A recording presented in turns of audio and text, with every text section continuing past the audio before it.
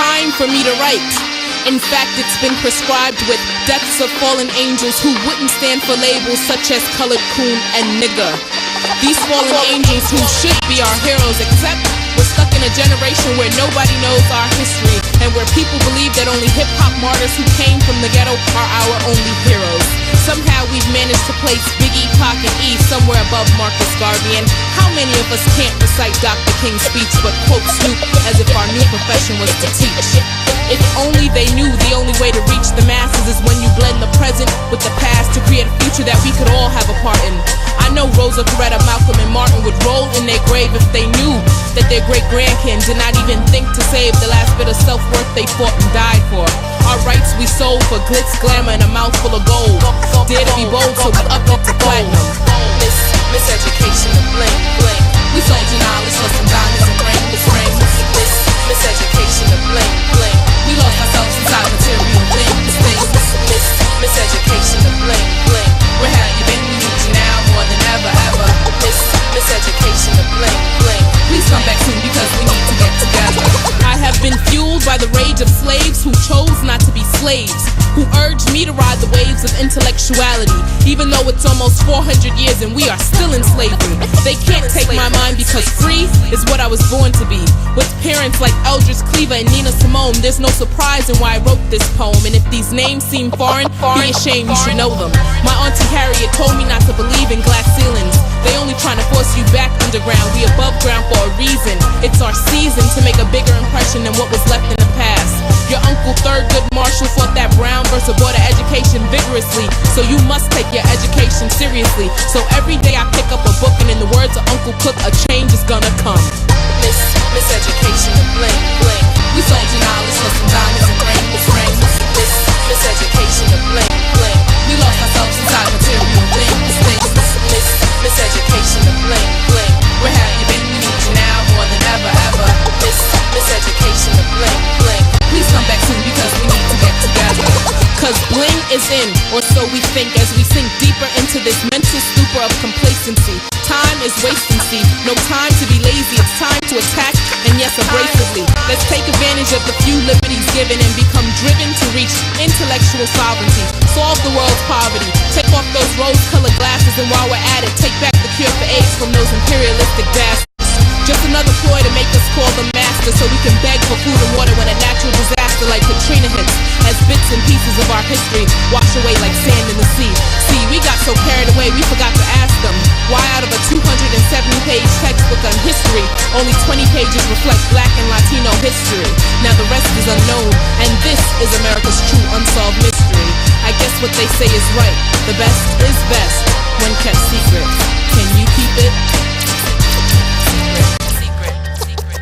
Can you keep it? Can you keep it? Can you keep it?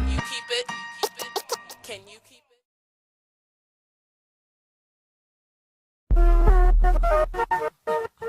I've long thought that there are basically two kinds of organizing. Organizing that understands storytelling to be at the center of what its strategy needs to be, and organizing that hasn't figured it out yet. How we think about our world really opens up our possibilities for action. What keeps these folks from feeling powerful and from acting effectively on that power? Not what external oppressions, repressions, or conditions are holding people down, but what are the internal impediments? Where can we put the acupuncture needle that's going to free up the energy and the power that's trapped in this community?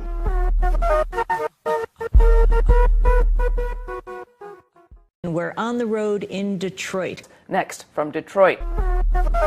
This is Mauricio Alexander coming to you live for the Middle East Crisis Committee and Art and Struggle here at the U.S. Social Forum Detroit 2010. We're here with what looks like to be about 15 to 20,000 marchers, all here for one movement, one cause. Another world is possible. Another U.S. is necessary. Shortly we'll be coming to you with interviews and more information coming to you very soon.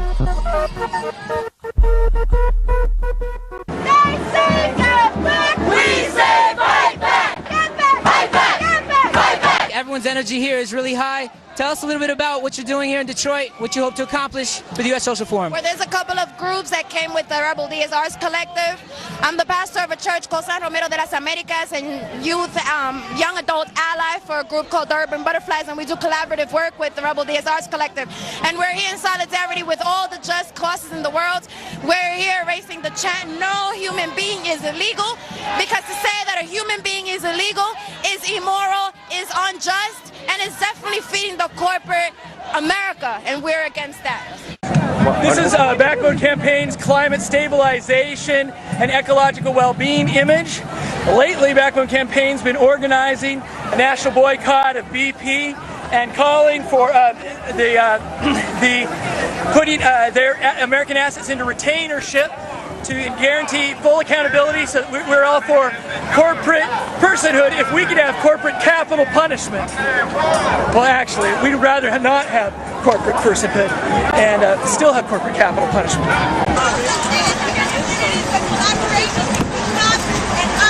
We have got to stop this. President Barack Obama, stop this now.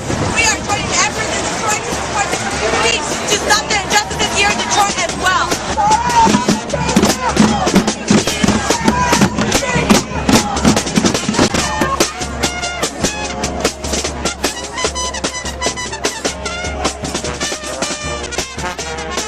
Justice to the people, power to the people.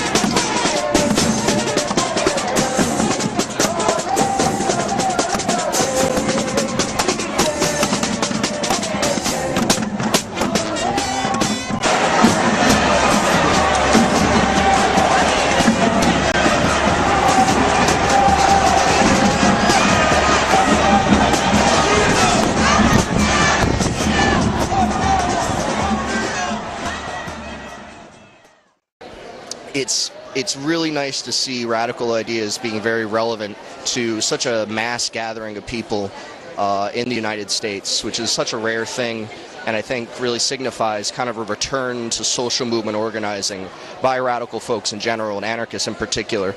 So it's been an extremely useful and valuable and historic thing to be in attendance. So. This is one of the pages of the program schedule. Basically, what they give you is the name of the workshop, the location, and the time. And if you want a more detailed description, you can go online to the Social Forum website, and they give you a paragraph or two and more information about the organizations doing it. They also tell you what organization is doing the workshop. And there have been some cancellations and some workshops moved, which is inevitable in such a huge gathering of people. I haven't had a huge issue with those things. Other folks have, had to wander around a bit. I got a little lost personally, just going between different sites in Detroit, but, it's been, Detroit folks have been extremely hospitable. I've been able to ask directions with no problem, and I, was welcomed here by another movement person that I knew, that I had a friend who was a friend of a friend who let me stay with her and use her bike and, all this other great stuff. So it's, logistically it's, not ideal, but I think that a great job has been done. I think they do even better next time. What's disappointing about the Social Forum, probably for the most part, is that they didn't include food to go along with registration. So I really was not inclined to give them very much. I gave a very minimum amount because, I needed the program and I wanted to get it easily, and I wanted to make some small contribution to the financially to the process because I can, but I also kept in mind that, all right, well, I need to basically look out for my own food this week. So, I factored that in as far as how much money I gave and how much money I kept for getting groceries and whatnot. So I mean, I think that such a massive gathering of working class folks, that food is just such an obvious and crucial thing to take care of. So far, my experience at the Social Forum has been predominantly positive. Most of the work that I've been doing has been organizing, doing some national organizing to defend public education and working in education struggles with other folks from around the country. So what I've actually been doing here at the Social Forum is going to all the different education, specifically education or student and youth related workshops to build for the fall actions. And most of those have been pretty good. I actually just got out of a workshop that ended at 12 and I didn't leave it until 12:50 because I was organizing, because there were so many people to talk to. And there have been a number of workshops like that. We've had several workshops that were smaller rooms packed with like 100, 150 people. And there seems to be a lot of energy, specifically around the education struggle and building, taking the next step, building a national movement.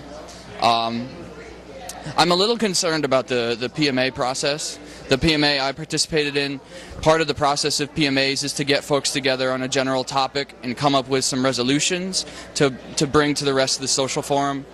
And the PMA that I was in, the last half of it seemed to lack some direction. I'm still not clear on what the resolutions are coming out of the PMA. I was there to try to talk to people and I wouldn't say push, but to try to get fall actions based around October 7th or October in general on the table as part of the resolutions coming out of the education PMA. And I'm still not clear if that happened. So that was a little bit of a disappointment. But in terms of actual movement building that's happening here at the Social Forum, I think the most important part of it is the ability to network with other activists from all over the country.